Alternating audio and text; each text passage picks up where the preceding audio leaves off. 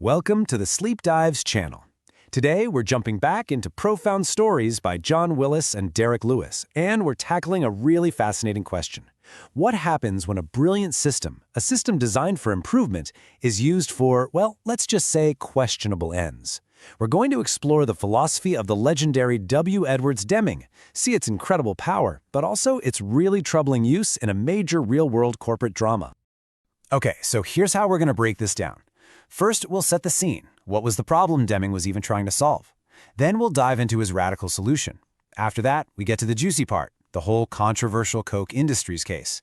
We'll also take a moment to get to know the man himself, Deming, before we land on the big takeaway, this idea that some systems don't just need to be changed, they need to be completely abolished.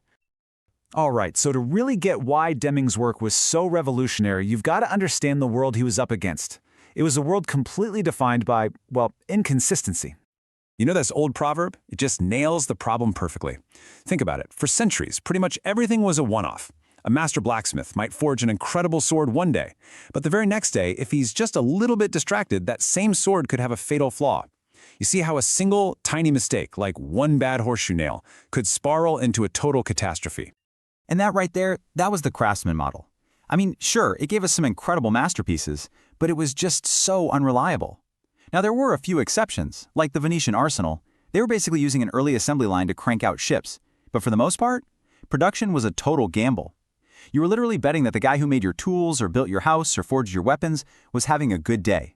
And it's this fundamental problem, this problem of variation, that really set the stage for a completely new way of thinking.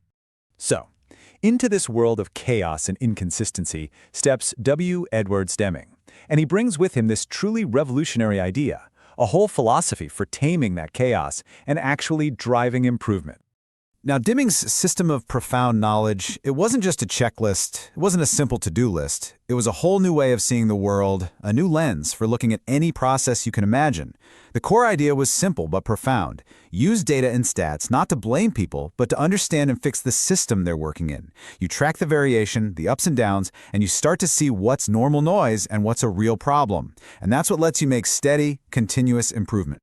And here is the absolute key to this whole story. You have to understand this. The system itself doesn't have a moral compass. It's agnostic. It's just a powerful tool, right?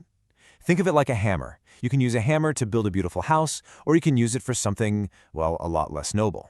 And that neutrality, it is absolutely essential to understanding the very complicated story we're about to get into. Which brings us to our main event, our central case study.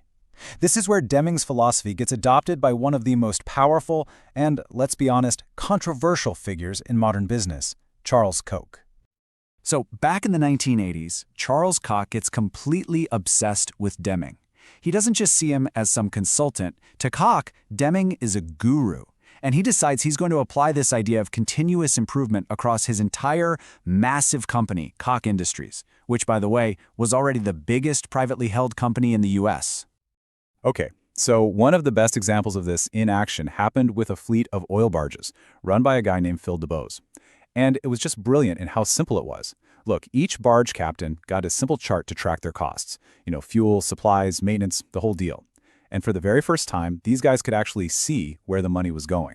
This gave the captains the power to make their own decisions based on real data to make things more profitable. And for DeBose, he got total visibility.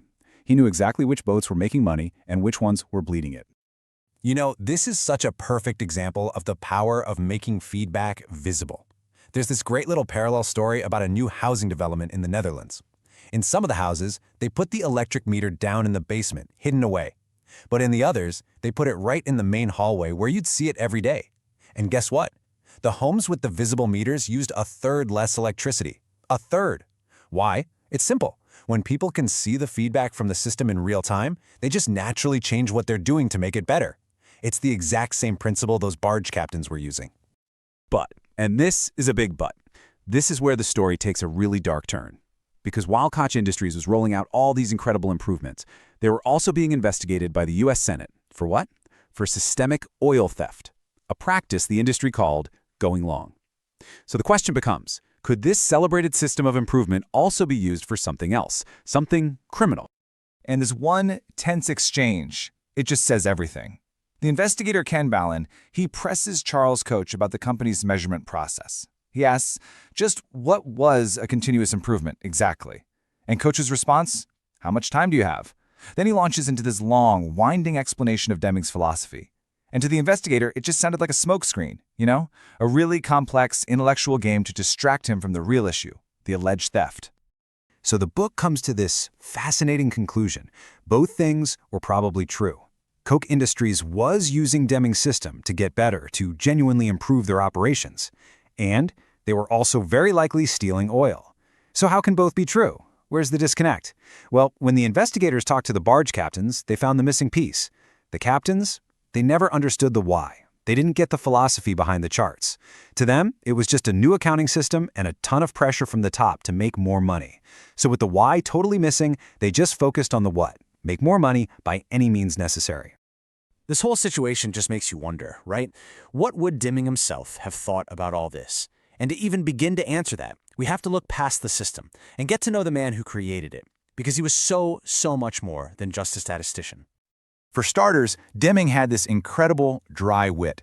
Someone once asked him, what advice do you give a 24-year-old graduate MBA? And his response was just classic. He said, well, it's a little late to give him advice. He's already been to school.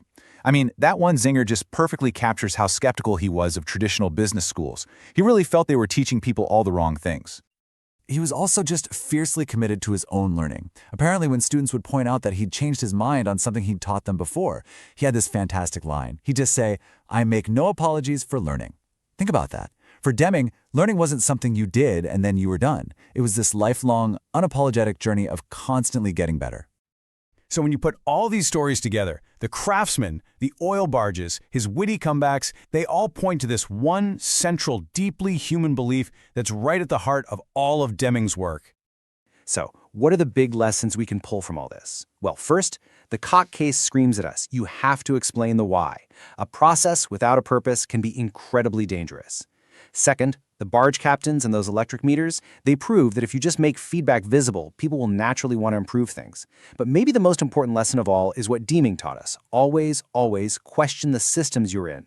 Focus on fixing the system, not blaming the people inside it. And crucially, have the courage to just get rid of what's completely broken. And that brings us to maybe Deming's most passionate moment. At a seminar, a woman asked him what he would replace the awful merit system with, and he just erupted. He saw the merit system as something designed to literally destroy people, to pit them against each other, all while ignoring the simple fact that most of someone's performance comes from the system they're in, not just them. His response was furious, and it's the ultimate takeaway. He yelled, "Replace it? Would you like something better to destroy people than that? Don't change it, abolish it." And that's the challenge he leaves for all of us, isn't it? Are we just tinkering around the edges of broken systems, or do we actually have the courage to abolish them and build something truly better?